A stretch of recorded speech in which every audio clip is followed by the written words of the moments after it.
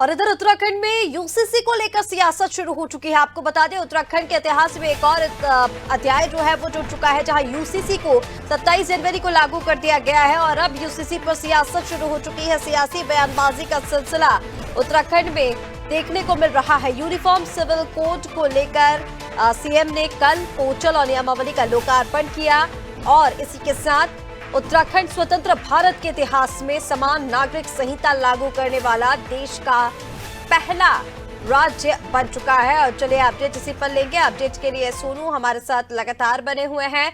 सोनू, उत्तराखंड में नए युग का शुभारंभ कल से हो चुका है, यूसीसी लागू हो चुके हैं, लेकिन एक बार फिर सियासी बयानबाजी इस पर देखने को मिल रही है। क्या कुछ सियासत उत्तराखंड में देख पा रहे हैं यूसीसी को लेकर?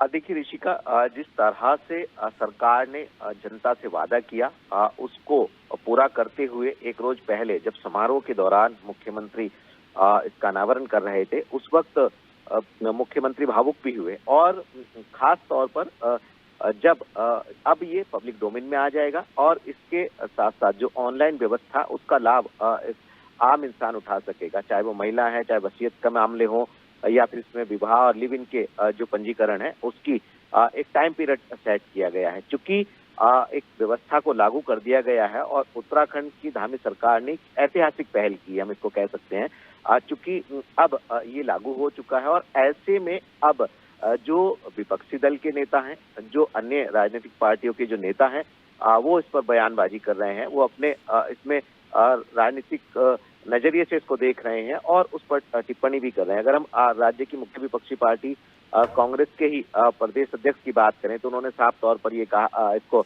पॉलिटिकल माइलेज करार दिया है। तो ऐसे में आप समझ सकते हैं कि जब इसकी कवायद की जा रही थी उस वक्त भी तमाम राजनेता एक दूसरे पर बयानबाजी कर रहे थे और अब जब सरकार ने काफी मशक्कत करने के बाद अधिकारियों ने लगातार जनमानस के बीच में जाकर समाज के अलग अलग तबके के लोगों से उनके सुझाव लिए और अलग अलग जो धर्मगुरु हैं उनके साथ उन्होंने संवाद किया और अब चूंकि इसको पब्लिक के बीच में जो है वो लागू किया गया है, तो निश्चित तौर पर कहीं ना कहीं अब विपक्षी नेता जो है अपने अपने नजरिए से इसको देख रहे हैं और ऐसे में कुछ नेता ये मान रहे हैं कि संवैधानिक नहीं है, जबकि कुछ नेता ये कह रहे हैं कि पब्लिक को क्या इसमें खास फायदा होने वाला है। जबकि सरकार डे वन से ही इस बात को बता रही है कि समाज की समरसता, एकरूपता और जो कुप्रथाएं समाज की हैं उनको समाप्त करने में कहीं ना कहीं यूसीसी जो है वो एक मील का पत्थर साबित होगा।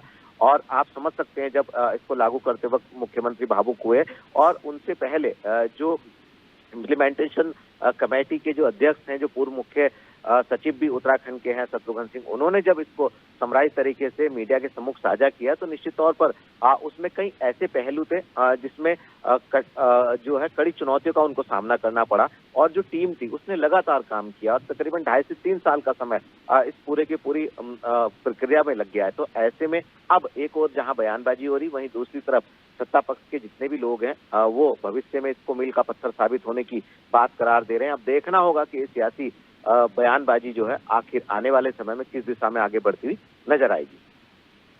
बिल्कुल सोनू, जिससे आपने जानकारी दी। देखिए लगातार इस पर पहले भी बयानबाजी होती हुई दिखाई दी और अब एक बार फिर से सियासत देखने को मिल रही है। देखना होगा कि क्या कुछ और आगे इस पर जो आरोप है वो लगाए जाते हैं। फिलहाल तमाम जानकारी के लिए शुक्रिया, बने रहिए हमारे साथ। तो आपको बता दें, यूसीसी पर सियासत एक बार फिर से शुरू हो चुकी है। कल उत्तराखंड में यूसीसी लागू हो चुके हैं। स्वतंत्र भारत में यूसीसी लागू करने वाला उत्तराखंड पहला राज्य बन चुका है और अब इस पर सियासी बयानबाजी का सिलसिला भी उत्तराखंड में शुरू हो चुका है।